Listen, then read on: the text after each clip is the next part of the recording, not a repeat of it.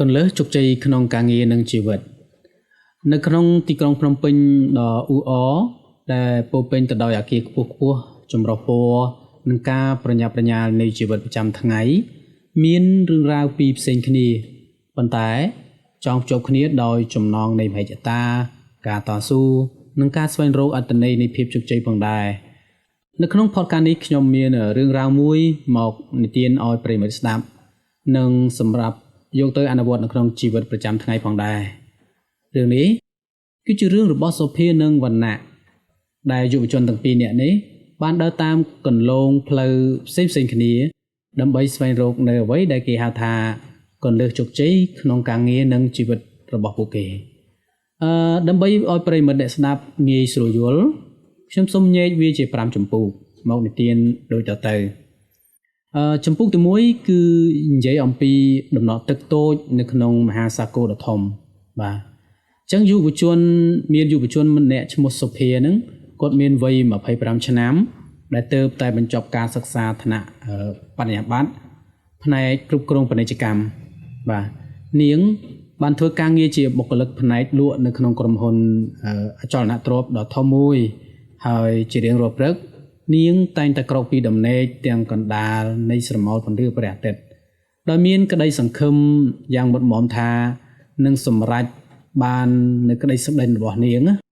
គឺនាងចង់ក្លាយជានាយិកាផ្នែកលក់និងមានផ្ទះផ្ទាល់ខ្លួនមួយនៅឯទីក្រុងផងដែរហើយសុភាគឺជាមនុស្សឧស្សាហ៍ព្យាយាមណាស់នាងធ្វើការលើសម៉ោងជារៀងរាល់ថ្ងៃហើយស្វែងរកអតិថិជនថ្មីរាប់មិនអស់ទៀតផងនិងសិក្សាអំពីគម្រោងផ្សេងៗដោយយកចិត្តទុកដាក់នាងមានសមត្ថភាពមានចំណេះដឹងក៏ប៉ុន្តែនាងតែងតែមានអារម្មណ៍ថានាងគ្រាន់តែជាដំណក់ទឹកតូចមួយនៅក្នុងមហាសាគរដ៏ធំហើយការខិតខំប្រឹងប្រែងរបស់នាងហាក់ដូចជាមិនត្រូវបានគេទទួលស្គាល់ទេឬក៏ត្រូវបានគេមើលរំលងជាដើមនៅថ្ងៃមួយនាងបានរៀបចំផែនការលក់ដ៏ល្អិតល្អន់មួយសម្រាប់គម្រោងអគារថ្មីមួយនាងបានចំណាយពេលវេលាជាច្រើនសប្តាហ៍ដើម្បីស្រាវជ្រាវទីផ្សារនិងវិភាគទិន្នន័យក៏ប៉ុន្តែនៅពេលដែលនាងបានបង្ហាញផែនការនោះទៅចៅហ្វាយនាយរបស់នាងគឺលោកសុខុមហើយលោកសុខុមនឹងគឺជាមនុស្សដែលមើងម៉ាត់ហើយមានការងាររវល់ច្រើនស្ទើរតែគ្មានពេលវេលាគ្រប់គ្រាន់សម្រាប់មើលទៅលើគម្រោងនោះទេប៉ុន្តែគាត់គ្រាន់តែកលេចមើលដោយមិនសូវចាប់អារម្មណ៍រួចក៏គាត់និយាយទាំងទឹកមុខស្មើថាល្អហើយសុភាក៏ប៉ុន្តែខ្ញុំគិតថាយើងគួរតែធ្វើតាមផែនការចាស់វិញទៅបាទបងប្អូនដឹងទេពាក្យតែប្រមាណម៉ាត់នេះសោះដែលធ្វើឲ្យបេះដូងរបស់សុភាស្រុតចុះហើយនាងក៏មានអារម្មណ៍ថាខកចិត្តខ្លាំងស្ទើរតែបាត់បង់កម្លាំងចិត្តកម្លាំងកាយអញ្ចឹងណានាងក៏បានគិតក្នុងចិត្តថា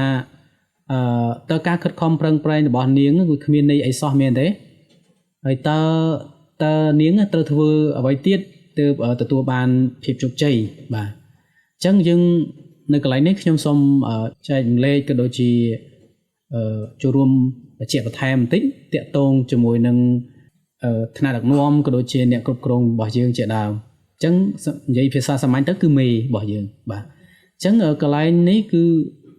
មេហ្នឹងគឺគាត់ហាក់ដូចជាមិនសូវចាប់អារម្មណ៍ជាមួយនឹងផែនការរបស់កូនចៅទេបាទអញ្ចឹងហើយវាធ្វើឲ្យប៉ះពាល់ដល់អារម្មណ៍របស់កូនចៅដែលខិតខំទាំងយប់ទាំងថ្ងៃយកមកបង្ហាញហើយបែរជាគាត់នោះមិនចាប់អារម្មណ៍ទៅវិញបាទអញ្ចឹងថាតើអារម្មណ៍របស់អ្នកទាំងអស់គ្នាវិញយ៉ាងម៉េចដែរបើសិនបើអ្នកជួបផ្ទាល់នៅក្នុងព្រឹត្តិការណ៍នេះឬក៏ដូចក្នុងរឿងនេះបាទអញ្ចឹងយើងសូមផ្អាករឿងរបស់សុភាប៉ុណ្ណេះសិនយើងក៏លេខមកយុវជនម្នាក់ទៀតដែលឈ្មោះវណ្ណៈបាទផ្ទុយពីសុភាវណ្ណៈជាយុវជនវ័យ26ឆ្នាំដែលមានជីវភាពធូរធារគួរសមបាទហើយឪពុកម្ដាយរបស់គាត់ហ្នឹងគឺជាម្ចាស់អាជីវកម្មនាំចេញផលិតផលកសិកម្មខ្នាតតូចមួយបាទដែលមានដំណើរការយ៉ាងល្អហើយមួយវិញទៀតវណ្ណៈទើបតែបញ្ចប់ថ្នាក់អនុបណ្ឌិតនៅបរទេស ហើយក៏ត្រូវត្រឡប់មកជួយកិច្ចការងារឪពុកម្ដាយរបស់គេវិញហើយឪពុកម្ដាយរបស់គេរំពឹងថាវណ្ណៈនឹងបន្តគេដំណើររបស់គ្រួសារនេះរបស់គ្រួសារគាត់ហ្នឹងណាដោយពង្រឹងអាជីវកម្មឲ្យកាន់តែធំទៅអញ្ចឹងទៅហើយវណ្ណៈហ្នឹងគឺគាត់ជាក្មេងប្រុសឆ្លាតមានមនសិការល្អប៉ុន្តែគ្មានចំណង់ចំណូលចិត្តចំពោះអាជីវកម្មកសិកម្មនេះទាល់តែសោះគេមានក្តីសម័យចង់ខ្លាយទៅជាអ្នកសិល្បៈនិងជាអ្នករចនា graphic ប៉ុន្តែគេមិនហ៊ានប្រឆាំងជាមួយនឹងបំណងប្រាថ្នារបស់ឪពុកម្ដាយគេទេហើយជារៀងរាល់ថ្ងៃគេក៏អង្គុយនៅកន្លែងការិយាល័យរបស់គេពិនិត្យឯកសារនិងតំណែងទាំងអារម្មណ៍របស់គេធុញថប់បាទគេក៏តែគិតថាជីវិតរបស់គេត្រូវធ្វើបែបនេះមែនទេចឹងថាគាត់សួរខ្លួនឯងគាត់ថាតើជីវិតរបស់ខ្ញុំត្រូវតែបែបនេះមែនទេគឺមានអារម្មណ៍ថាគាត់ចង់សួរនឹងគឺថាគាត់ស្ថិតនៅក្នុងការធ្វើការបែបនេះរហូតមែនទេអញ្ចឹងណាបាទអញ្ចឹងក៏គាត់សួរបន្តទៀតទៅក្នុងចិត្តគាត់ថាតើគាត់អាចរកសុភមង្គលពិតប្រកបនៅទីណាបាទសុភមង្គលគាត់ប្រកបនៅទីនេះណាគឺសំដៅទៅលើអាការងារដែលគាត់ចង់ធ្វើគឺគាត់ចង់ខ្លាយជាអ្នកសិល្បៈនិងជាអ្នករចនា graphic អញ្ចឹងណាក៏ប៉ុន្តែបែរជាមកធ្វើការងារអីដែលគាត់មិនចង់ធ្វើទៅវិញអញ្ចឹងហើយបានទៅធ្វើឲ្យគាត់មានអារម្មណ៍ថាធុញថប់អញ្ចឹងទៅបាទហើយគេក៏គិតថាគេកំពុងតែរស់នៅក្រោមស្រមោលនៃឪពុកម្ដាយរបស់គេបាទអញ្ចឹងបងប្អូនយល់ហើយអារម្មណ៍មួយដែលថាយើងធ្វើការអីដែលអត់ចំហើយប្រឹងធ្វើទាំងអារម្មណ៍មិនសប្បាយចិត្តហើយក៏គិតថាការធ្វើហ្នឹងវាស្ថិតនៅក្រោមស្រមោលរបស់ឪពុកម្ដាយអញ្ចឹងទៅបាទអញ្ចឹងថ្ងៃមួយវណ្ណៈក៏បានទៅដើរលេងនៅវត្តភ្នំដើម្បីបន្ធូរអារម្មណ៍ដែលគាត់ស្មុគស្មាញការងារហ្នឹងណាបាទហើយគេក៏បានអង្គុយក្រោមដើមឈើធំមួយហើយក៏កលេចមើលមនុស្សម្នាដើរហើយក៏អង្គុយគិតអញ្ចឹងទៅបាទរំពេចនោះគេក៏បានឮសំឡេងចាស់ស្រទន់មួយនិយាយថាកូនប្រុស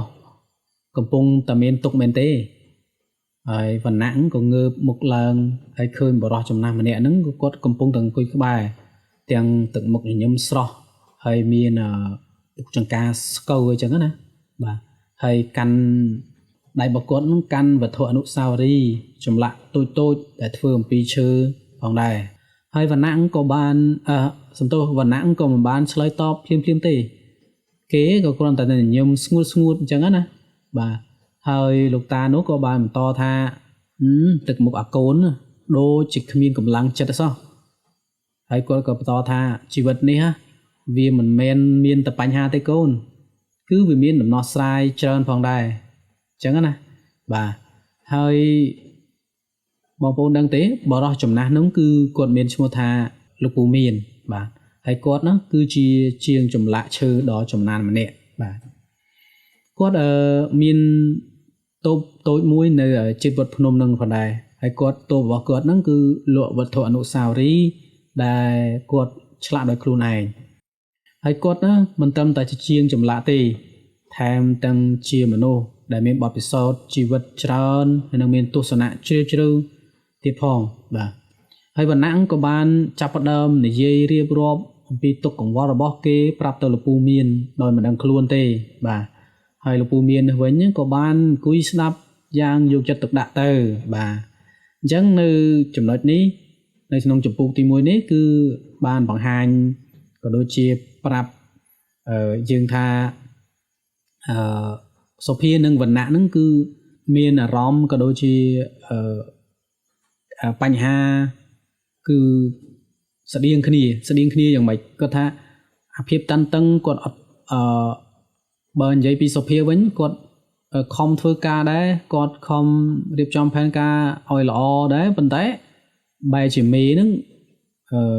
អត់យកចិត្តទុកដាក់ជាមួយគាត់ទៅវិញហើយមិនសូវចាប់អារម្មណ៍នឹងគម្រោងរបស់គាត់ទៅវិញហើយធ្វើឲ្យគាត់នឹងក៏មានអារម្មណ៍ថាខ្លួនឯងហ្នឹងវាដូចជាដំណក់ទឹកតូចមួយនៅក្នុងមហាសកលអញ្ចឹងណា ហើយក៏មានអារម្មណ៍ថាខ្លួនធ្វើអីមិនត្រូវចិត្តគេហើយបែរជាមិនទទួលបានផលប្រយោជន៍ឬក៏ការយកចិត្តទុកដាក់ពីមេអញ្ចឹងណាដោយឡែកយើងមកមើលវណ្ណៈវិញគាត់ក៏មិនខុសគ្នាប៉ុន្មានដែរគាត់ធ្វើការងារនោះគឺធ្វើការនៅក្នុងក្រុមហ៊ុនរបស់ពុកម្ដាយរបស់គាត់គឺគាត់ធ្វើការនឹងទាំងអារម្មណ៍មិនសប្បាយចិត្តគាត់អត់ចង់ទេពួកគាត់ចង់ធ្វើជាgraphic designer អញ្ចឹងណាក៏ប៉ុន្តែបែរជាឲ្យគាត់មកធ្វើការងារដែលគាត់មិនចូលចិត្តអញ្ចឹងធ្វើឲ្យអារម្មណ៍របស់គាត់គឺខ្វល់ខ្វាយតបប្រមល់ចេះនិយាយទៅគឺថាការធ្វើការហ្នឹងវាអត់មានពលឹងក្នុងខ្លួនទេបាទអញ្ចឹងឥឡូវយើងបន្តមកចម្ពោះទី2ដែលនិយាយអំពីស្រមោលនៃប្រាជ្ញាបាទអញ្ចឹងតើនៅក្នុងចម្ពោះនេះតើសុភានិងវណ្ណៈហ្នឹងគឺមានរឿងអ្វីកើតឡើងបន្តទៀតបាទតោះឥឡូវយើងចូលមកសាច់រឿងទាំងអស់គ្នាបាទអញ្ចឹងដំណឹងនៃការខកចិត្តរបស់សុភាហ្នឹងមិនបាននៅស្ងៀមទេមានន័យថាអាដំណឹងដែលសុភាបង្ហាញផែនការទៅមេរបស់គាត់ណាគាត់ដែលគាត់ខកចិត្តហ្នឹងហើយគាត់ក៏មិននៅស្ងៀមទេគាត់បានលួចស្ដាប់គេនិយាយថាផែនការរបស់នាងដែលបានរៀបចំដោយនាងត្រូវបានលោកសុខុមដែលជាមេរបស់គាត់ហ្នឹងយកទៅកែសម្រួលបន្តិចបន្តួចរួចបង្ហាញទៅថ្នាក់លើហើយក៏យកឈ្មោះដាក់ឈ្មោះរបស់គាត់ទៅវិញទៅណាបាទបងប្អូនហ្នឹងហើយគឺជាចរិតថ្នាក់ដឹកនាំមួយដែលមិនអោយតម្លៃក៏ដូចជាខ្លាចកូនចៅមានមុខមានមាត់ជាងខ្លួនហើយមួយទៀតក៏មិនប្រឹងលើកបុគ្គលដែលឆ្នើមបុគ្គលដែលពូកែបកែឲ្យទៅលើទេព្រោះខ្លាចខ្លួនអន់បាទអញ្ចឹងហើយបានជាលោកសុខុមហ្នឹងគាត់ដែលសុភាប្រាប់បង្ហាញផែនការដំបូងគាត់ធ្វើដូចជាមិនចាប់អារម្មណ៍ទេប៉ុន្តែចុងក្រោយមកគាត់បែរជាមកយកលួចអាផែនការរបស់នាងមកធ្វើឲ្យកែសម្រួលបន្តិចបន្តួចហើយបង្ហាញថ្នាក់លើថាខ្លួនឯងជាអ្នកខិតខំធ្វើអាផែនការនៅទៅវិញអញ្ចឹងបងប្អូនដឹងទេសុភាពិតជាឈឺចាប់ខ្លាំងណាស់ហើយពេលនោះនាងក៏សម្រេចចិត្តថានាងត្រូវតែរកផ្លូវថ្មីមួយសម្រាប់នាងអញ្ចឹងណាហើយពេលនោះនាងក៏បានលាឈប់ពីការងារនោះទៅដោយ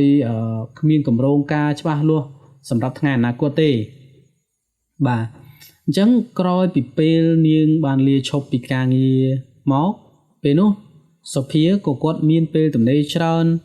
នាងក៏បានចំណាយពេលដើរលេងកម្សាន្តគិតពិចារណាអំពីអ្វីដែលនាងចង់បាននៅក្នុងជីវិតរបស់នាងអញ្ចឹងទៅ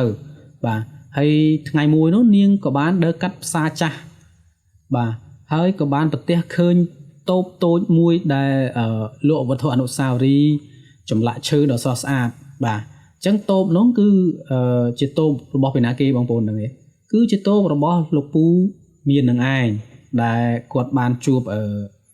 ជាមួយវណ្ណៈនៅឯវត្តភ្នំថ្ងៃមុននៅក្នុងចម្ពោះទី1ដែលបានគាត់សួរនាំជាមួយវណ្ណៈអញ្ចឹងណាបាទអញ្ចឹងនាងក៏បានចាប់អារម្មណ៍នឹងស្នាដៃចម្លាក់ឈើទាំងនោះហើយក៏ឈប់មើលអញ្ចឹងទៅពេលនោះលោកពូមានក៏បានចេញមកស្វាគមន៍ញញឹមញញែមដាក់នាងអញ្ចឹងណាបាទហើយលោកពូមានក៏បានសួរទាំងទឹកមុខញញឹមទៅកាន់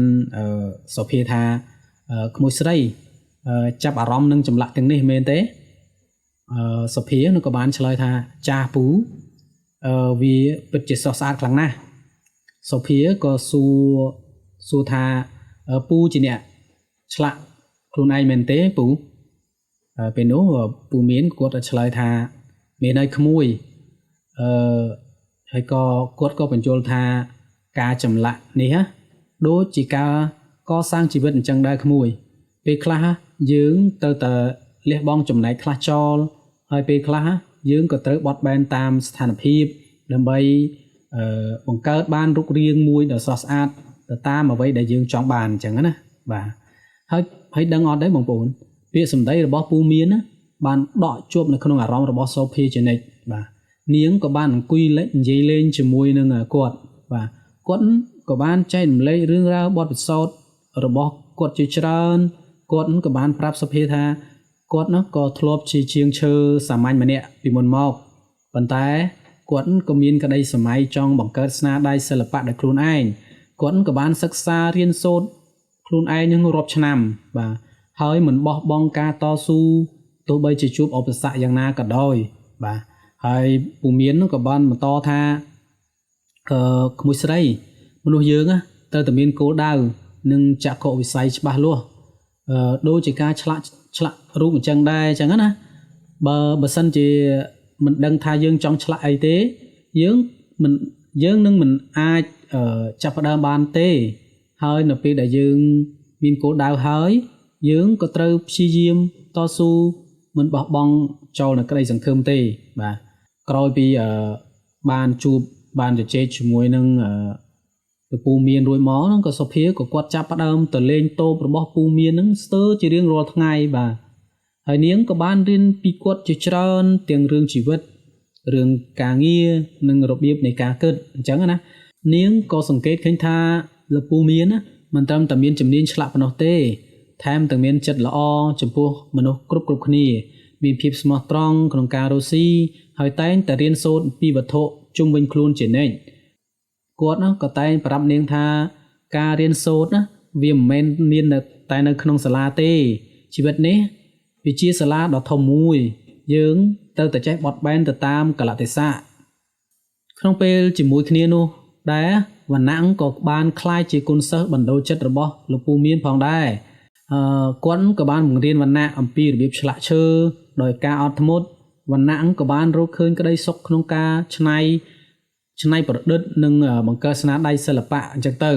ពូមានក៏បានបង្រៀនវណ្ណៈថាភាពជោគជ័យមិនមែនគ្រាន់តែជាលុយកាក់ឬតំណែងខ្ពស់នោះទេប៉ុន្តែវាជាការស្វែងរកនៅអ្វីដែលយើងស្រឡាញ់អ្វីដែលយើងធ្វើឲ្យយើងសប្បាយចិត្តនិងអ្វីដែលអាចចូលរួមចំណែកដល់សង្គមផងដែរហើយគាត់ក៏បានបន្ថែមថាហើយយើងត្រូវតែទទួលស្គាល់ខ្លួនឯងឲ្យច្បាស់ថាយើងពិតជាចង់បានអីពេលខ្លះយើងរស់នៅតាមការរំពឹងទុករបស់អ្នកដទៃរហូតធ្វើឲ្យយើងបាត់បង់នៅអត្តសញ្ញាណខ្លួនឯងអញ្ចឹងទៅដោយសារតែចំណងនៃតូបចម្លាក់ឈើនេះហើយធ្វើឲ្យវណ្ណៈនិងសុភានឹងក៏បានជួបគ្នាពួកគេទាំងពីរក៏បានចែករំលែករឿងរ៉ាវរបស់ពួកគេទៅវិញទៅមក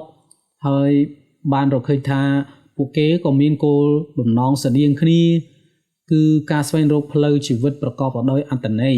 ពួកគេក៏បានក្លាយជាមិត្តភ័ក្តិហើយក៏ជាដៃគូពិភាក្សាដ៏ល្អមួយផងដែរ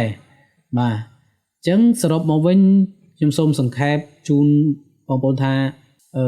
ក្រោយពីសុភាបានលាឈប់ពីការងារគឺដោយសារតែមេហ្នឹងគឺកន្លែងហ្នឹងគឺចង់បង្ហាញថា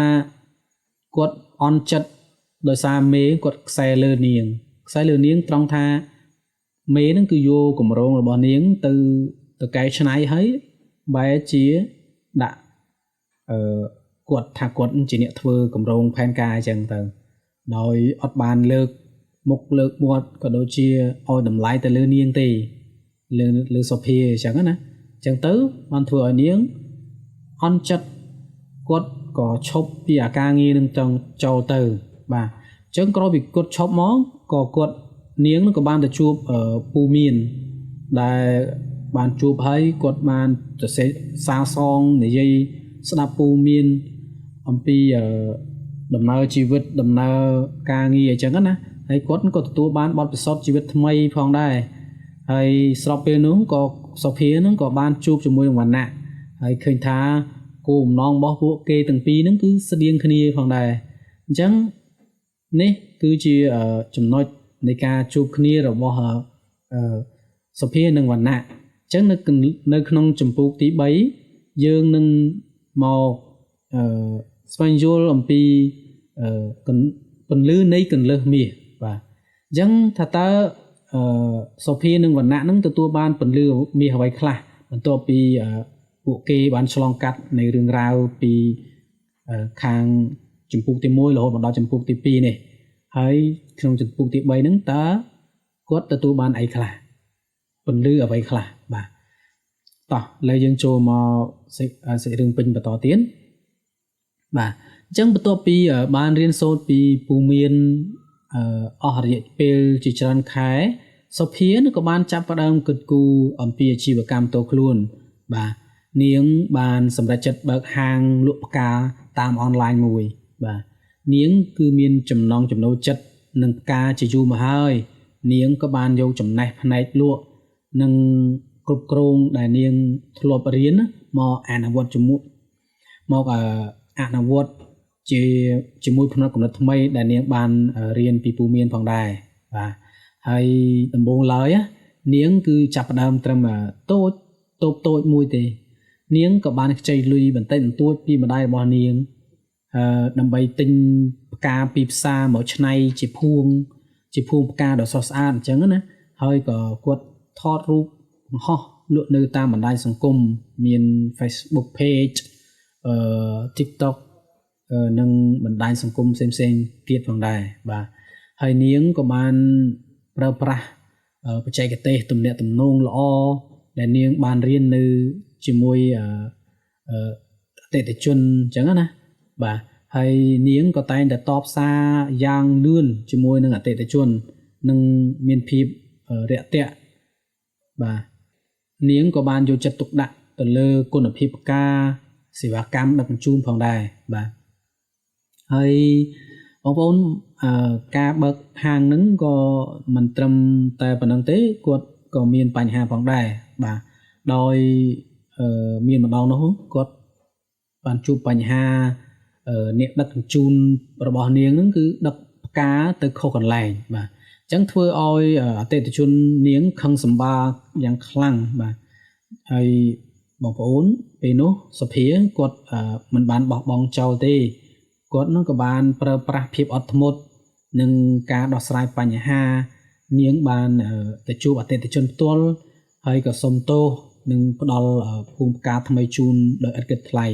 ហើយព្រមទាំងបានផ្ដល់បានបញ្ចុះតម្លៃសម្រាប់លើកក្រោយផងដែរសម្រាប់ការទិញលើកក្រោយអញ្ចឹងណាបាទអញ្ចឹងធ្វើទង្វើរបស់នាងបានធ្វើឲ្យអតិថិជនហ្នឹងគឺគាត់រំសាយកំហឹងអញ្ចឹងទៅបាទហើយថែមទាំងคล้ายទៅជាអតិថិជនស្មោះត្រង់របស់នាងទៀតបាទអញ្ចឹងនាងក៏បានរៀនថាភាពស្មោះត្រង់និងការទទួលខុសត្រូវគឺជាគន្លឹះដ៏សំខាន់ក្នុងការកសាងទំនុកចិត្តបាទអញ្ចឹងយើងទុកសុភាបណ្ណសិនយើងមកមើលវណ្ណៈវិញបាទអញ្ចឹងចំណែកវណ្ណៈវិញហ្នឹងគេក៏បានសម្រេចចិត្តនិយាយជាមួយនឹងឪពុកម្ដាយគេបាទនិយាយអំពីក្តីសម័យដែលគេចង់ក្លាយជាអ្នករចនា graphic របស់អ្នករចនា graphic គេអញ្ចឹងណាបាទអញ្ចឹងដំបូងឡើយឪពុកម្ដាយរបស់គេមិនសប្បាយចិត្តទេពួកគាត់នឹងបានខកចិត្តយ៉ាងខ្លាំងក៏ប៉ុន្តែវណ្ណៈវិញក៏បានបញ្យល់ពីគោលបំណងរបស់គេដោយភាពអត់ធ្មត់និងដោយមានចក្ខុវិស័យច្បាស់លាស់អញ្ចឹងណាគេក៏បានបង្ហាញស្នាដៃចម្លាក់ឈើនិងការរចនាជាច្រើនដែលគេបានធ្វើបាទអញ្ចឹងគេក៏បានប្រាប់ឪពុកម្ដាយថាគេអាចប្រើប្រាស់ជំនាញរចនារបស់គេនឹងគឺដើម្បីជួយពង្រឹងអាជីវកម្មរបស់គ្រួសារដោយការរចនាវេចខ្ចប់ផលិតផលឲ្យកាន់តែមានភាពទាក់ទាញនិងបង្កើនយុទ្ធសាស្ត្រទីផ្សារបែប digital អញ្ចឹងណាបាទហើយបងប្អូនដឹងទេពេលនោះឪពុកម្ដាយរបស់វណ្ណៈហ្នឹងក៏បានមើលឃើញនៅភាពក្លាហាននិងមហិច្ឆតារបស់កូនប្រុសរបស់គាត់ណាពួកគាត់ក៏បានយល់ព្រមឲ្យវណ្ណៈហ្នឹងគឺបន្តក្តីសម័យរបស់គេបាទប៉ុន្តែគាត់ក៏មានលក្ខខណ្ឌដែរថាឲ្យវណ្ណៈហ្នឹងត្រូវតែជួយមើលការខុសត្រូវអាជីវកម្មរបស់គ្រួសារបន្តិចបន្តួចផងអញ្ចឹងណាបាទបងប្អូនដឹងទេពេលនោះវណ្ណៈក៏គាត់បានយល់ព្រមភ្លាមបាទហើយគាត់ក៏បានចាប់ផ្ដើមសិក្សាអំពីការរចនា graphic បន្ថែមដោយខ្លួនឯងនិងតាមរយៈវគ្គសិក្សាអ៊ីនធឺណិតអញ្ចឹងណាតាមអ៊ីនធឺណិតអនឡាញអញ្ចឹងទៅនិងអនុវត្តជាក់ស្ដែងបាទគេក៏បានរៀនសូត្រថាការរៀនសូត្រឥតឈប់ឈរហ្នឹងគឺជាគន្លឹះដើម្បីរក្សាខ្លួនហ្នឹងឲ្យវាទាន់សម័យបាទអញ្ចឹងចំណុចនេះគឺខ្ញុំចង់បកក៏ដូចជាបញ្ជាក់ហ្នឹងថាការសិក្សាគឺមិនចេះចប់ទេអញ្ចឹងបើសិនជាយើងទុក ខ្លួនបណ្ដោយខ្លួនអត់ប្រឹងសិក្សាស្វែងយល់បន្ថែមទៀតគឺយើងដើរអត់ទាន់សម័យគេទេបាទជាក់ស្ដែងដូចយើងសម័យឥឡូវនេះគឺជាសម័យគេហៅថា AI បាទអញ្ចឹងយើងក្នុងនាមជាយើងជាមនុស្សម្នាក់ដែលធ្លាប់រៀនធ្លាប់សូត្រហើយយើងបែរជាទុកពេលវេលានឹងចោលអត់អភិវឌ្ឍខ្លួនគឺស្មើនឹងយើងនឹងអត់ស្គាល់អត់ដើរទាន់សម័យគេទេបាទអញ្ចឹងយើងត្រូវតែភ្ញាក់ខ្លួនត្រូវតែរៀនដូចវណ្ណៈអញ្ចឹងវណ្ណៈគឺគាត់បានស្វ័យសិក្សាដោយខ្លួនឯងតាមរយៈដូចជាសម័យថ្ងៃគឺអ៊ីនធឺណិតផងអីផងហ្នឹងគឺធ្វើឲ្យយើងកាន់តែរៀនយើងកាន់តែទទួលបានចំណេះដឹងថ្មីថ្មីនឹងទាន់សម័យហើយពេលយើងធ្វើការងារទៅគឺយើងចេះច្រើនអញ្ចឹងទៅយើងក៏គេថា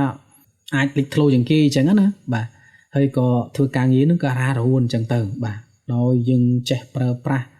digital ឬអីចឹងទៅជួយយើងឲ្យបានបាទសម្រួលការងារយើងឲ្យវាល្អអញ្ចឹងបាទហើយមកវិញហ្នឹងគឺវណ្ណៈក៏គាត់បានគេថារកឃើញនៅសេរីភាពឬក៏ភាពរីករាយក្នុងការធ្វើការបាទអញ្ចឹងដោយសារតែគេបានធ្វើអ្វីដែលគេស្រឡាញ់ហើយគេក៏បានបង្កើតស្លាកយីហោថ្មីដ៏ស្រស់ស្អាតសម្រាប់ផលិតផលកសិកម្មរបស់ឪពុកម្ដាយគេអញ្ចឹងទៅបាទអញ្ចឹងខ្ញុំចង់បង្ហាញនៅកន្លែងមួយថាវណ្ណៈគាត់មានភាពរីករាយធ្វើអ្វីដែលគេស្រឡាញ់បាទអញ្ចឹងហើយបានជាគេថាឲ្យយើងធ្វើអ្វីដែលយើងចូលចិត្តទើបការងារហ្នឹងវាប្រសើរវាអាចទទួលបានលទ្ធផលល្អអញ្ចឹងណាបាទអញ្ចឹងដូចវណ្ណៈកាលនៅចម្ពោះទី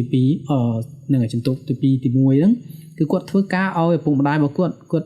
ធ្វើទៅទាំងអារម្មណ៍មិនសប្បាយចិត្តទេបាទអញ្ចឹងឥឡូវមកដល់ក្នុងចម្ពោះទី3នេះគាត់បានសម្រេចនៅបំណងដែលគាត់ចង់ធ្វើបាទគោលបំណងដែលគាត់ចង់ធ្វើក្តីសម័យរបស់គាត់គឺគាត់បានខ្លាចជាការពិតបាទគឺគាត់ឪពុកម្ដាយរបស់គាត់គឺបានអនុញ្ញាតឲ្យគាត់ធ្វើអ្វីដែលគាត់ស្រឡាញ់ហើយក៏នៅតែជួយការងារឪពុកម្ដាយរបស់គាត់ដដែលទេក្រោយពីគេបានបង្កើតស្លាកយីហោថ្មីសម្រាប់ផលិតផលកសិកម្មរបស់ឪពុកម្ដាយគេហើយគេក៏ថែមទាំងបានរចនាការវេចខ្ចប់ថ្មីដែលធ្វើឲ្យតាក់ទាញអតិថិជនវ័យក្មេងៗបន្ថែមទៀតអញ្ចឹងណាបាទអញ្ចឹងកាលណាតែយើងចេះវេចខ្ចប់ឬក៏កែច្នៃរបស់ចាស់ហ្នឹងទៅជាថ្មីទំនើបវាតាក់ទាញអញ្ចឹងទៅការលក់ឬក៏ការផ្សព្វផ្សាយរបស់យើងគឺដាច់ល្អឬក៏ទទួលបានផលល្អអញ្ចឹងទៅអញ្ចឹងដូចជាវណ្ណៈជាដើមអញ្ចឹងគឺក្រោយពីគាត់កែច្នៃចេះគេហៅថា creative កណិតច្នៃប្រឌិតវាមកធ្វើឲ្យលទ្ធផលការលក់នឹងគឺកើនឡើងគួរឲ្យកត់សម្គាល់បាទគាត់ក៏បានរៀនថាពីខ្លះការបត់បែននិងគំនិតច្នៃប្រឌិតអាចនាំមកនៅឱកាសថ្មីបាទនឹងហើយបងប្អូនកន្លែងហ្នឹងហើយដែលគេហៅថាយើងត្រូវចេះបត់បែននិងចេះច្នៃប្រឌិតនៅអ្វីដែលយើងមានណាកែច្នៃវាធ្វើឲ្យវាប្រសើរជាងអាចាស់យើងចឹងទៅបាទអញ្ចឹងទៅធ្វើឲ្យការលក់ដូចជាលទ្ធផលគឺវាលក់កើនអញ្ចឹងទៅបាទហើយក៏ផ្ដល់ជាឱកាសថ្មីសម្រាប់យើងផងដែរបាទអញ្ចឹងឥឡូវនេះយើងចូលមកចំពោះទី4ដែល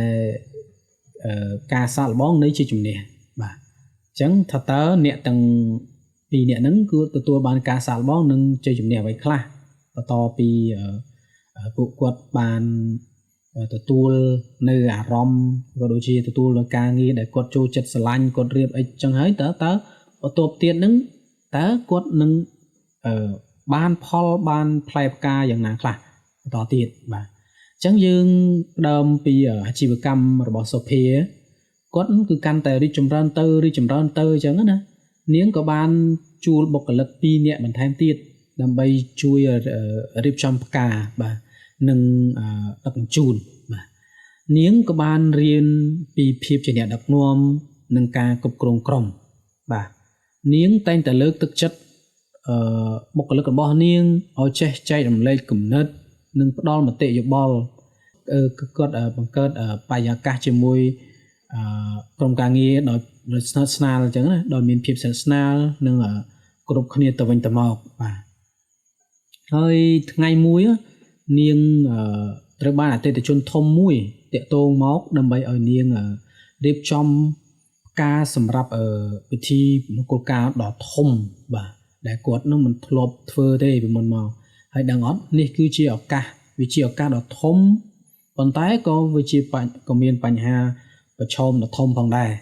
វាទាមទារនៅការរៀបចំយ៉ាងល្អិតល្អន់ភាពជាក់លាក់និងការគ្រប់គ្រងពេលវេលាឲ្យបានល្អប៉ុន្តែបងប្អូនសូភីគាត់បានអនុវត្តនៅអ្វីដែលបានរៀនពីលោកពូមានណាគាត់បានកត់កំណត់គោលដៅច្បាស់លាស់គាត់ធ្វើផែនការលម្អិតការទំនាក់ទំនងល្អជាមួយក្រុមនិងការអត់ធ្មត់នាងក៏បានធ្វើការងារជាមួយក្រុមទាំងយប់ទាំងថ្ងៃដោយយកចិត្តទុកដាក់គ្រប់ជំហានបាទអញ្ចឹងនៅថ្ងៃរៀបមង្គលការហ្នឹងការរៀបចំផ្កាហ្នឹងក៏បានប្រព្រឹត្តទៅដោយរលូននិងស្រស់ស្អាតអស្ចារ្យដែលធ្វើឲ្យភ្ញៀវទាំងអស់ហ្នឹងបានកោតសរសើរមិនដាច់ពីមាត់ទេថាការរៀបចំនេះពិតជាស្អាតអញ្ចឹងណាបាទអតិថិជនរបស់នាងក៏ពិតជារីករាយខ្លាំងមែនគាត់ពិតជាត្រេកអរគាត់រីករាយហើយក៏បានផ្ដល់ការងារជាច្រើនទៀតដល់នាងអញ្ចឹងណាបាទអញ្ចឹងសូភាក៏បានដឹងថាភាពជោគជ័យមិនមែនគ្រាន់តែជាលុយកាក់ប៉ុណ្ណោះទេប៉ុន្តែវាគឺជាអារម្មណ៍នៃការសម្រេចបាននៅអ្វីមួយដ៏អស្ចារ្យបាទដូចជាពេលនេះនាងកំពុងតែទទួលបានការផ្ដល់ឱកាសការងារហើយគាត់ទទួលបានលទ្ធផលល្អទៀតគេសរសើរទៀតធ្វើឲ្យអារម្មណ៍របស់គាត់គឺអស្ចារ្យមែនគាត់សប្បាយចិត្តបាទដែលកើតចេញពីអីគឺចេញពីការខិតខំប្រឹងប្រែងនិងការយកចិត្តទុកដាក់នាងក៏យល់ពីអត្ថន័យនៃផ្នត់គំនិតវិជ្ជមានបាទដែលជួយឲ្យនាងជំនះរាល់ឧបសគ្គបាទហើយយើងមកមើលវណ្ណៈវិញចំណែកវណ្ណៈវិញគេក៏បានបើកក្រុមហ៊ុនរចនាក្រាហ្វិកតូចមួយរបស់គេបាទគេបានប្រើប្រាស់ប្រាក់ចំណេញមួយផ្នែកពីអាជីវកម្មគ្រួសារនិងប្រាក់សន្សំផ្ទាល់ខ្លួននោះដើម្បីបោះទុនគេក៏បានយកចិត្តទុកដាក់ខ្លាំងទៅលើការងាររបស់គេហើយតែងតែព្យាយាមបង្កើតស្នាដៃប្លែកៗដែលមានគុណភាពគេក៏ចាប់ផ្ដើមបង្រៀនជំនាញ graphic នោះដល់យុវជនដទៃទៀតដែលមានចំណង់ថ្ងៃមួយហ្នឹងវណ្ណៈក៏ត្រូវបានផ្ដល់ឱកាសឲ្យ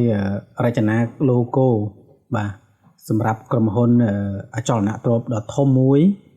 ហើយក្រុមហ៊ុននោះគឺជាក្រុមហ៊ុនដែលសូភាធ្លាប់ធ្វើការពីមុនមកបាទអញ្ចឹងវណ្ណៈគាត់ក៏បានដាក់ចិត្តដាក់កាយរចនា logo នោះដោយមានគំនិតច្នៃប្រឌិតខ្ពស់និងស្រាវជ្រាវយ៉ាងល្អិតល្អន់បាទហើយគេក៏បានធ្វើឲ្យសំទោសគេក៏បានធ្វើដោយភាពស្មោះត្រង់និងមិនបោះបង់រហូតទាល់តែទទួលបានលទ្ធផលល្អបាទអញ្ចឹងគេក៏បានបង្ហាញស្នាដៃហ្នឹងទៅក្រុមហ៊ុនហើយក៏ត្រូវបានទទួលស្គាល់នឹងការកោតសរសើរយ៉ាងខ្លាំងបាទហើយវណ្ណៈគាត់ក៏បានដឹងថាភាពជោគជ័យពិតប្រាកដគឺស្ថិតនៅលើការចូលរួមចំណែកនិងការចែករំលែកនៅចំណេះដឹងជំនាញរបស់យើងទៅកាន់អ្នកដទៃបាទអញ្ចឹងចែករំលែកយ៉ាងម៉េចគឺយើងបង្ហាញចំណេះដឹងរបស់យើងដូចជាវណ្ណៈអញ្ចឹងគាត់បានរចនាគាត់ដាក់ចិត្តដាក់កាយជាមួយនឹងគំនិតច្នៃប្រឌិតហើយនឹងភាពស្មោះត្រង់រហូតដែលចេញមកលទ្ធផលមកអ្នកដទៃមើលឃើញគឺល្អហើយក៏ទទួលស្គាល់នៅស្នាដៃរបស់គាត់អញ្ចឹងណាបាទគេក៏បានរក្សានៅតុល្យភាពរវាងការងារនិងជីវិតផ្ទាល់ខ្លួនដោយឆ្លៀតពេលលេងកីឡានិងជួបជុំគ្រួសារបាទអញ្ចឹងកាលណាតែយើងធ្វើការងារឬក៏យើងចេះបែងចែករក្សានៅតុល្យភាពគេហៅថា balance ការងាររវាងជីវិតការងារនិងជីវិតផ្ទាល់ខ្លួនបានហើយយើងពិតជាគេថារីករាយហើយសប្បាយចិត្តយើងអាចឆ្លៀតមានពេលវេលាសម្រាប់លេងកីឡាក៏ជាជុំជាមួយនឹងគ្រួសារយើងអញ្ចឹងធ្វើឲ្យផ្លូវចិត្តផ្លូវកាយគឺយើងស្រស់ស្រាយសប្បាយចិត្តហើយធ្វើអ្វីក៏ទទួលបានលទ្ធផលល្អដោយផ្ទុយពីយើងធ្វើការងារទាំងការស្មុគស្មាញទាំងភាពតានតឹង បែរមកការងារក៏ពិបាកបែរមកជីវិតតខ្លួនក៏ពិបាកអញ្ចឹងទៅក៏យើងអត់មានពេលវេលាសម្រាប់តខ្លួនទេអញ្ចឹងយើងត្រូវតែសំទោសយើងត្រូវតែចេះរក្សានៅតុល្យភាពហ្នឹងបាទអញ្ចឹងគឺយើងដូចវណ្ណៈអញ្ចឹងគាត់មានពេលវេលាគាត់មានពេលជុំគ្រួសារមានពេលលេងកីឡាអញ្ចឹងបាទអញ្ចឹងយើងចំពោះទី4ហ្នឹងគឺយើងបានបញ្ចប់ហើយអញ្ចឹងយើងចូលមកចំពោះទី5ដែលជាចំពោះចុងក្រោយនៃសាច់រឿងរបស់សុភាជាមួយនឹងវណ្ណៈអញ្ចឹងក្នុងចំពោះទី5ហ្នឹងគឺគេចង់សំដៅទៅលើផ្ទាំងគំនូរជីវិតដែលពេញលេញដែលគេប្រៀបធៀបជាមួយនឹងគំនូរជីវិតរបស់យើងហ្នឹងអញ្ចឹងយើងចូលមកលំអិតទាំងអស់គ្នាបាទជាច្រើនឆ្នាំក្រោយមកសុភានោះក៏បានក្លាយជានាយិកាប្រតិបត្តិដែលគេហៅកាត់ថា CEO ហ្នឹងណានៃក្រុមហ៊ុនការដ៏ល្បីល្បាញមួយនៅទីក្រុងបាទនាងមិនត្រឹមតែលក់ការប៉ុណ្ណោះទេថែមទាំងបានបើកសាលាបង្រៀនរៀបចំផ្កានិងបង្កើតកន្លែងបណ្ដុះបណ្ដាលសម្រាប់ស្ត្រីដែលចង់ចាប់ផ្ដើមអាជីវកម្មតូចតាចផ្ទាល់ខ្លួនផងដែរបាទនាងក៏បានក្លាយជាគំរូមួយសម្រាប់យុវនារីជាច្រើនបាទហើយចំណែកវណ្ណៈវិញក៏បានក្លាយជាម្ចាស់ក្រុមហ៊ុនរចនា graphic ដ៏ជោគជ័យមួយផងដែរបាទគេក៏បានពង្រីកសាខាទៅខេត្តមួយចំនួនហើយក៏បានបង្កើតកម្មវិធីសង្គមជាច្រើនដើម្បីជួយបណ្ដុះបណ្ដាលយុវជនឲ្យមានជំនាញផ្នែក Digital គេក៏បានក្លាយជាអ្នកជំនាញដែលត្រូវបានគេទទួលស្គាល់និងការគោរពបាទអញ្ចឹងថ្ងៃមួយហ្នឹងសុភានិងវណ្ណៈហ្នឹងគាត់មិនចោលពូមានទេគាត់ក៏បានទៅលេងលោកពូមាននៅតូបចម្លាក់ឈើរបស់គាត់ដដែលហ្នឹងបាទគាត់នៅតែឆ្លាក់ឈើដដែលប៉ុន្តែពេលនេះគាត់មានកូនសិស្សជាច្រើនអ្នកដែលកំពុងរៀនពីគាត់បាទពួកគាត់ក៏បានអង្គុយជុំវិញលោកពូមានហើយក៏រៀបរាប់អំពីដំណើរជីវិតនិងភាពជោគជ័យរបស់ពួកគេប្រាប់ទៅលោកពូមានហើយពូមានក៏បានស្ដាប់ទាំងទឹកមុខញញឹមស្រស់និងក្តីពេញចិត្តបាទហើយសុភាក៏បាននិយាយទៅកាន់ពូមានថាពូនៅចាំទេពូធ្លាប់ប្រាប់ខ្ញុំថាជីវិតនេះដូចជាការឆ្លាក់ឈើអញ្ចឹងខ្ញុំបានយកពាក្យនេះទៅអនុវត្តហើយវាពិតជាបានផ្លាស់ប្ដូរជីវិតខ្ញុំមែនទែនពូបាទហើយវណ្ណៈក៏បានបន្ថែមថាហើយខ្ញុំក៏នៅតែចាំពាក្យពូដែរថាឲ្យខ្ញុំនឹងត្រូវតែស្គាល់ខ្លួនឯងឲ្យច្បាស់ថាយើងចង់បានអីហើយរស់នៅតាមក្តីសម័យរបស់ខ្លួនខ្ញុំពិតជាអរគុណលោកពូខ្លាំងណាស់ដែលបានផ្ដល់ដំបូន្មានដ៏ល្អហើយខ្ញុំក៏យកដំបូន្មាននឹងទៅអនុវត្តហើយក៏ទទួលបានជោគជ័យខ្លាំងហើយពូមានក៏គាត់សើចតិចថា